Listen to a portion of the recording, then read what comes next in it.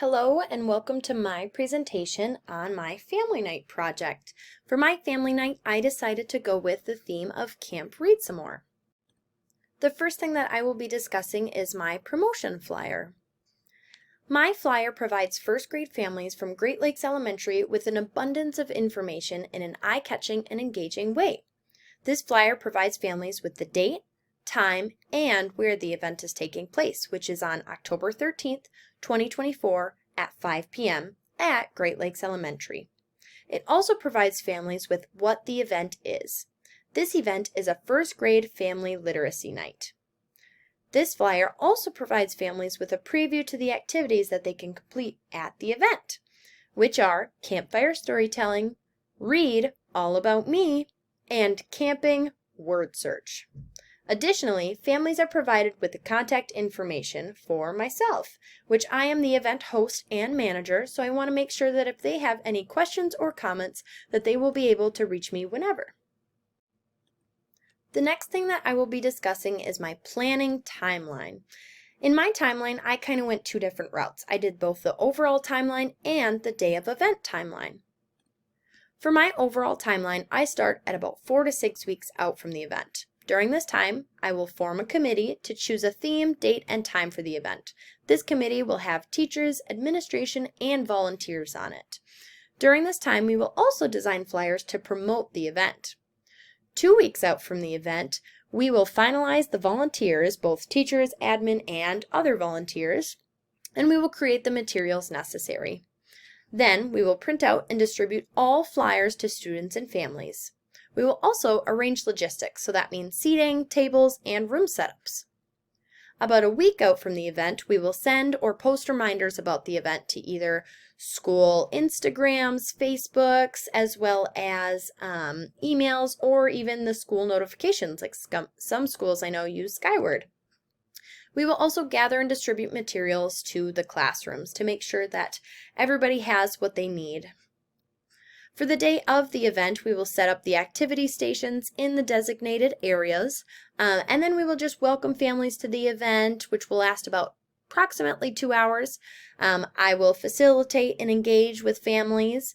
Then immediately after the event, we will break down and make sure that all of the classrooms are cleaned up for the following day of classes. So post-event, this means either the day after or even the week after, I will collect feedback from families that participated in the event so that we can make future improvements. I will also reflect on the successes of the event and celebrate the achievements that we had.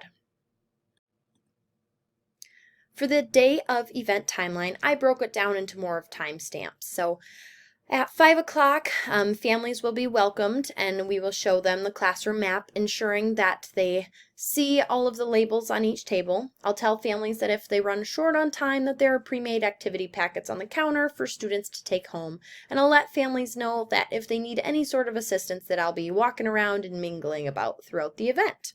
That'll last about 15 minutes until about 5:15. So at 5:15, families will participate in the classroom activities at their own pace and in whatever order they choose. During this time, I will walk around speaking with families and students to make sure that I'm creating a good rapport with them all. I will also provide assistance to any students and families that are in need of help. Then at about 6:40, maybe 6:45-ish, I'll explain to families and make an announcement that there's about 15 to 20 minutes left for this event.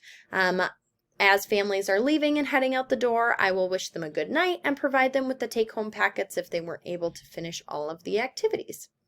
At about 6:45 until about 7 o'clock, I'll make sure that families finish the activity that they're on and make sure they get a take-home packet if they weren't able to finish all of the activities, and I'll have them collect their things so that they can leave. I'll wish them a good night and make sure that I lock up and close up the school.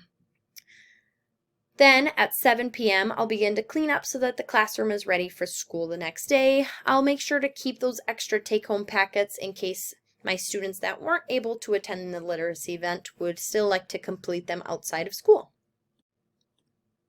Now on to my activities. For my 3 activities, the first one that I did was read all about me. During this activity, students will engage in self-expression by filling out an All About Me poster with their families. Students will answer prompts such as, draw your family, what's your favorite food, what's your favorite book, draw your favorite holiday, and what are your 3 favorite outdoor activities. After completing the information, students will decorate their posters with markers, crayons, stickers, and other decorative items.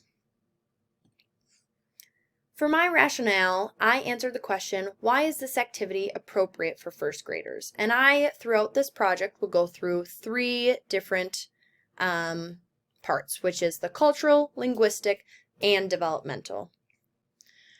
So this activity is culturally enriching because students are encouraged to reflect on their cultural heritage and share aspects of their family traditions.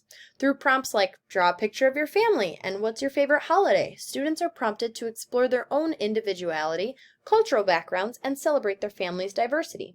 By engaging in this activity with their families, students can discuss and learn about different cultural practices and beliefs, encouraging them to take a sense of pride in their individuality. This activity is linguistically stimulating because it promotes language development through written expression and communication.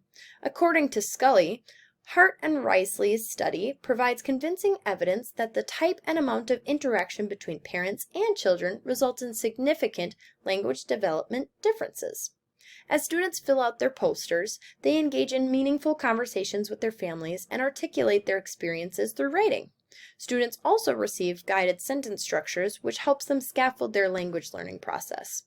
By expressing themselves through written and oral expressions, students are encouraged to communicate their ideas effectively, furthering their linguistic abilities.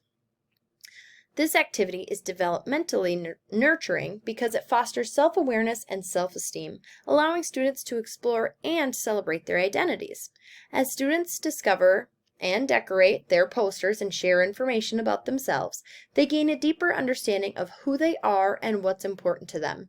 This self-expression promotes self-confidence and self-esteem, empowering students to embrace their individuality and appreciate their unique backgrounds. This activity also promotes fine motor skills by having students color and draw. For this activity, I have 4 materials written down, but there are a few more in that 4th spot.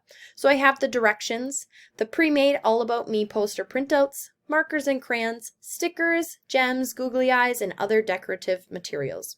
On the right is my All About Me poster that I created. The second activity that I created is campfire storytelling. During this activity, students and their families will gather around a fake campfire to read camping and outdoor-themed stories together. After reading, students will have the opportunity to write and illustrate their own story inspired by their own experiences.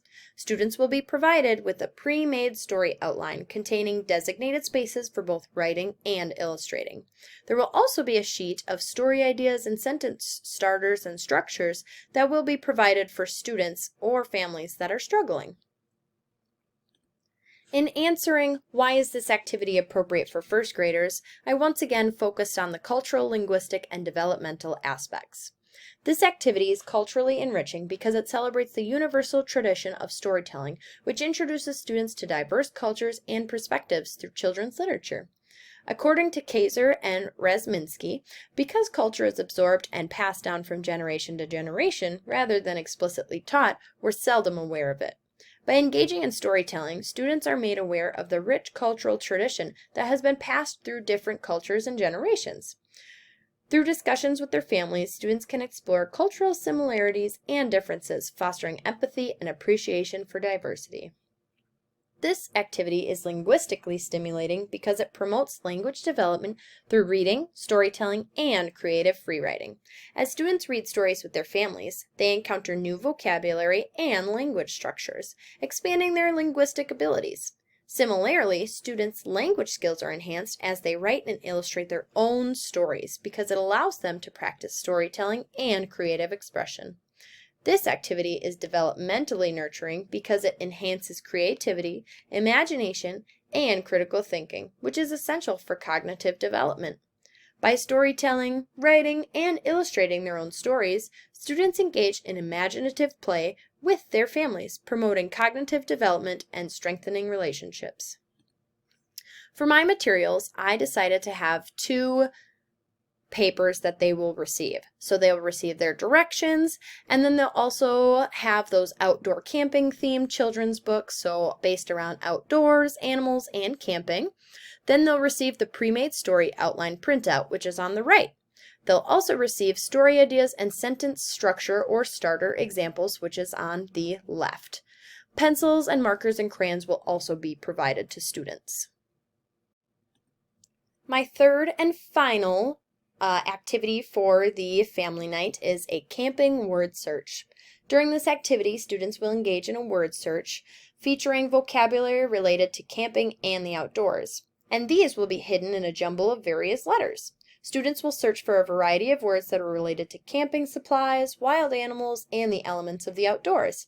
Examples of these words are bear, campfire, forest, fox, and marshmallow.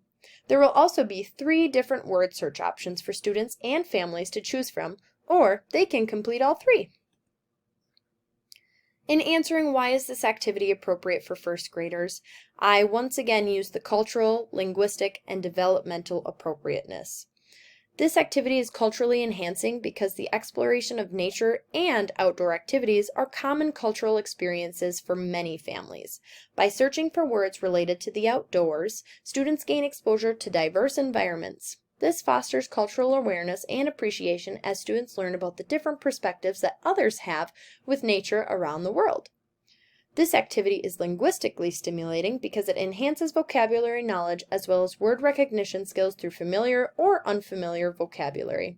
As students engage in the word search, they encounter letters that students use to spell words, expanding their linguistic knowledge and understanding. This promotes language learning and encourages students to explore diverse language, which improves their word recognition and literacy skills. This activity is developmentally nurturing because it stimulates cognitive skills such as problem solving, pattern recognition, and attention to detail. As students search for specific words, they are using their cognitive skills to analyze patterns and make connections. According to Parker, children develop holistic skills by interacting with people, objects, and representations in actively engaging, joyful, iterative, meaningful, and socially interactive experiences. This activity enhances students' critical thinking and concentration skills by providing them with an enjoyable challenge represented in a game or challenge format. The materials for this activity are pretty slim. I'll just provide the directions, the pre-made camping and outdoor themed word search puzzle printouts. There will be 3 different options, and then pencils or pens. And below you can see the 3 different options that I created. They each have about 8 or 9 words for students to find. And the last part of my project that I will present to you is my classroom layout. So because I am using a first grade as my example, I went with the first grade classroom setup, which is usually tables and a reading corner and some shelving of some sort. So Activity 1, Read All About Me, will be at tables 1 and 2. There will be about 6 chairs per table, and at these tables they will complete those Read All About Me's. That's where all of the activity materials will be. Activity 2, Campfire Storytelling, will be at the bean table and the reading corner. So during that time, campfire seating will be available, as well as the 6 chairs around the bean table. There will also be camping books displayed throughout the reading corner.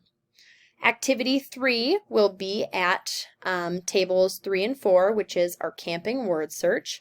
There will be about 6 chairs per table there too. I also wanted to point out that on the left-hand side is where the pre-made activity folders will be on that counter there. And then at the front of the room, which it's blue, is our smartboard that will hold the classroom activity map. And lastly, there are my resources that I cited throughout my presentation.